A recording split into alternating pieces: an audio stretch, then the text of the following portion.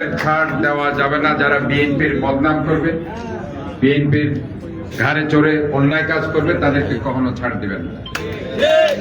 আমি আমাদের জননেতা জনাব তারেক রহমান 31 দফা নিয়ে আপনারা বিভিন্ন জায়গায় যাবেন।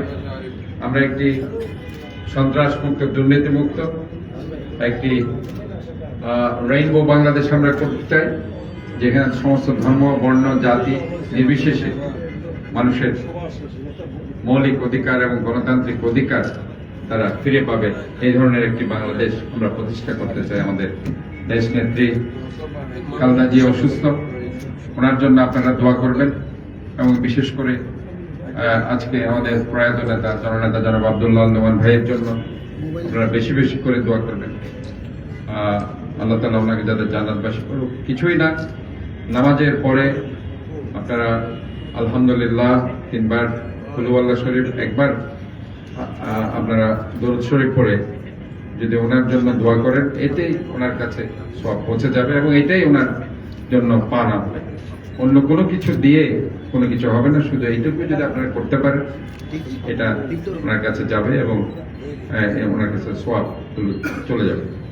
আমার মনে হয় আমাদেরকে আজকে এই প্রেক্ষাপটে আরেকটি কথা আমি আপনাদেরকে জানাতে চাই, সেটি হচ্ছে যে একটা চট্টগ্রামকে এখন আমরা সুন্দরভাবে সাজাতে চেষ্টা করছি, একটি green city, clean city, healthy city, জলাবদ্ধতা মুক্ত শহর। এই জন্য বিভিন্ন জায়গায় কাজ চলছে। ওয়াসাও বিভিন্ন জায়গায় কাজ করছে। আমি ওয়াসার কর্মকর্তাদের বিভিন্নভাবে বলি যে আমি একটা রাস্তা সুন্দর করে গেলাম, এর মধ্যে ওয়াসা বিভিন্ন ধরনের খোঁড়ার কাজ শুরু। এখন আমি শুনলাম আগ্রাবাদে, আমি না টাকা দিয়ে কিন্তু এটা পরে করব, এখন সামনে জলাবদ্ধতার একটা সময়, বর্ষাকাল, আমি আগ্রাবাদে একটা সুন্দর রোড করেছি, এখন শুনছো এখানে খোঁড়াখুড়ি করছে। খোঁড়াখুড়ির কাজটা আগে করলেই তো হয়। মানে আমি আসলে চেষ্টা করছি একটা সমন্বয় করার জন্য। আমি মেয়র হিসেবে শপথ নেওয়ার পর থেকে সমন্বয় করার চেষ্টা করছি, ওয়াসাও আমাদেরকে সাহায্য করছে।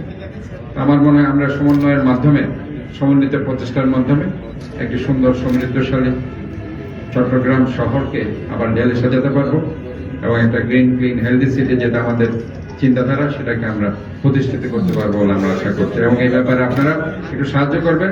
ময়লা আবর্জনা, বিশেষ করে পলিথিন, প্লাস্টিক, টক্সিক আপনারা যত্রতত্র ফেলবেন না, যেটা জলাবদ্ধতার মূল কারণ হয়ে দাঁড়ায়। কারণ এই জলাবদ্ধতা হলে আমার ঘরে ঢুকবে, আপনার ঘরে ঢুকবে, আপনি হয়তো বা কষ্ট পাবেন। কাজে তার আগেই যদি আপনি একটু সতর্কতামূলক ব্যবস্থাগুলো গ্রহণ করেন, আমরা সবাই সমৃদ্ধশালী, সুন্দর, জলাবদ্ধতা মুক্ত চট্টগ্রাম আমরা সবাইকে উপহার দিতে পারবো। আমি আবারও আজকে আমাদের প্রয়াত নেতা জননেতা জনাব আব্দুল্লাহ আল নোমান ভাইয়ের জন্য সবাই দোয়া করবেন। আল্লাহ তাআলা যাতে ওনাকে ব্যস্ত নসিব করুন এবং আমরা যারা এখানে আছি সবাই সবার জন্য দোয়া করবেন। এবং আমি সবাইকে এই মাহে রমজানের শুভেচ্ছা, পাশাপাশি আগাম ঈদের অগ্রিম ঈদ মোবারক জানিয়ে আমি আমার বক্তব্য শেষ করছি। আল্লাহ হাফেজ। বাংলাদেশ জাতীয়তাবাদী তারেক রহমান দীর্ঘজীবন।